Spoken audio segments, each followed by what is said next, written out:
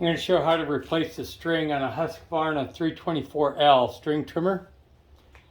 So first thing you do, you push on these little buttons on each side. That allows you to pull off the string. It even says in here wind cord in that direction, so it tells you which way. So the string goes on this part. So what you do is I usually do, I'm 6 feet tall, so 2 arm widths, 2 to 3, so 12 to 18 feet. You want to pull off that much. I like this twisted string. Okay, when you're going to wind it on, leave one end 4 to 5 inches longer than the other, and then pull it evenly till you get a loop on this end. Now, on the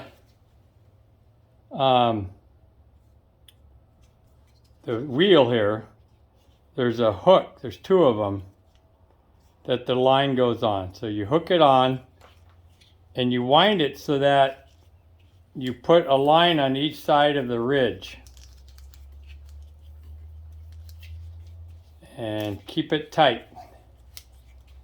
That's towards the end, it can be a little tricky, especially when you put it on the back on the trimmer.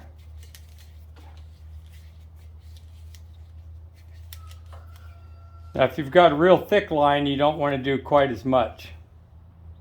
Now, when you put this back together, there's one side that's smooth and the other side has the gearing on it. Put that outward so you can see the wind cord direction. So you put that on. Now you've got, remember, a short length and a long length. So the short length goes to the closest hole here, this slot, I should say. Oops. Put it through that slot. The long length goes to the other slot on the other side. And then they come out almost the same length. If you even it up, one gets real short, one gets real long. It doesn't really matter because it cuts it off as soon as you start it. But now that's all wound back up.